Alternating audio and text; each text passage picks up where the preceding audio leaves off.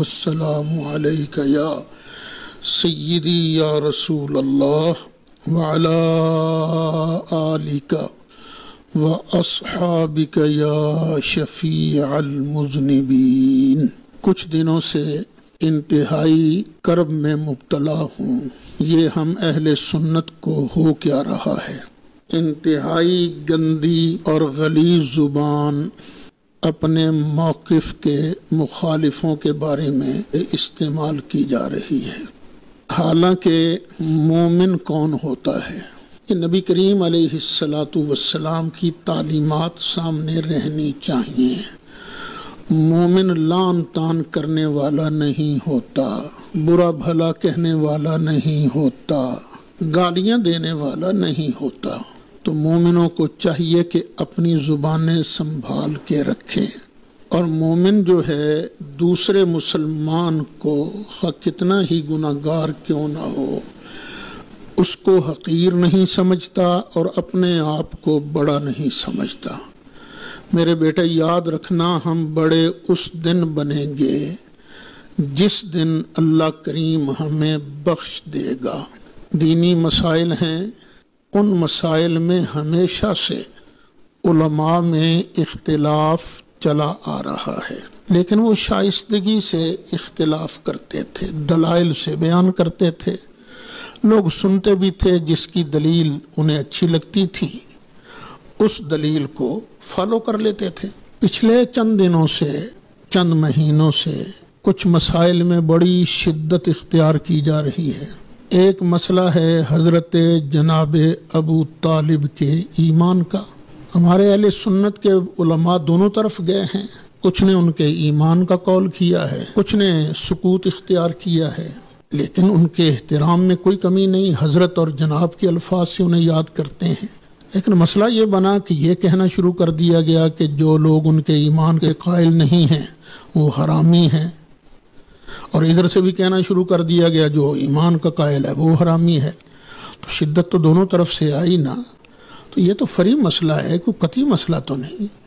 آپ قطعی مسائل کو چھوڑ کر فری مسائل میں الجھو گے تو پھر ایسے ہی ہوگا نا۔ پھر زیادہ دکھ کی بات یہ ہے کہ میں اگرچہ کچھ مسائل میں ان دونوں ساتھیوں دوستوں کے حق میں نہیں ہوں جن کے خلاف حضور داتا گنج بخش علیہ الرحمہ کہ عرس مبارک میں ہنگامہ آرائی کی گئی، مجھے یہ سب کچھ دیکھ کر بڑا دکھ ہوا۔ پتہ ہے اس کا نتیجہ کیا ہوگا؟ اس کا نتیجہ یہ ہوگا کہ اگلے سال خاکم بدہن، مجھے لگتا ہے اگلے سال عرس شریف پر کوئی تقریر نہیں ہو سکے گی۔ یہ مولوی لوگ جو ہیں ان کی تقریروں کی وجہ سے ہنگامہ ہوتا ہے۔ داتا گنج بخش علیہ الرحمہ کی مقدس جامع مسجد کو ان ہنگاموں سے پاک کرنا چاہیے۔ تو اس کے ذمہ دار کون لوگ ہوں گے؟ تو کیا یہی شرافت کا طریقہ رہ گیا ہے کہ کسی کو تقریر نہ کرنے دو، شور مچاؤ، نعرے بازی کرو؟ کیا صرف ایک گروپ ہی نعرے بازی کرنا جانتا ہے، دوسرے گروپ کو نعرے بازی کرنا نہیں آتی؟ کیا یہی اسلام رہ گیا ہے؟ کیا خیال ہے آپ کا؟ یہ گولڑا شریف والا آستانہ کوئی کمزور آستانہ ہے؟ صرف آپ کے پاس ہی ورکر نہیں ہیں، ان کے پاس بھی لاکھوں مرید ہیں جان دینے والے۔ عیدگاہ شریف والے کیا ان کے مرید نہیں ہیں؟ ان کے بھی لاکھوں مرید ہیں، ہزاروں مرید ہیں ان کے۔ اگر آپ نے یہی رویہ اختیار کیا، ہم نے کسی کو تقریر نہیں کرنے دینی، تو پھر آپ تقریر کیسے کر سکیں گے؟ کیا دعوت اسلامی والوں کے پاس ورکر نہیں ہیں؟ سب سے منظم جماعت ہے وہ، ان کے خلاف اگر بولو گے تو کیا وہ اگر اشارہ کر دیں تو لاکھوں ان کے مرید آپ کے جلسے میں نہیں پہنچ جائیں گے؟ اشارہ کرنے کی دیر ہے۔ تو خدا را یہ ریت نہ ڈالیں۔ اگر ان کی تقریروں کو روکا جا سکتا ہے تو بھئی پھر میری تقریر بھی روکی جا سکتی ہے، آپ کی تقریر بھی روکی جا سکتی ہے۔ اور اگر وہ بھی اس پر تل گئے کہ ہم نے کسی مخالف کا جلسہ نہیں کرنے دینا تو پھر کیا ہوگا؟ تو ملک کا تقسیم ہی کرنے کی بات ہے نا، مسلک کو تقسیم کرنے کی بات ہے۔ پھر بھی ہاتھ باندھ کے کہتا ہوں خدا کے لیے سب ایک ہو جاؤ، وہ کام کریں جو نبی مکرم شفیع معظم صلی اللہ علیہ وسلم کی تعلیمات ہیں، جو اللہ کا فرمان ہے ادعو الی سبیل ربک بالحکمت والموعظۃ الحسنۃ، وجادلہم باللتی ہی احسن، اپنے رب کے رستے کی طرف دعوت دو بڑی حکمت کے ساتھ اور اچھے واز کے ساتھ۔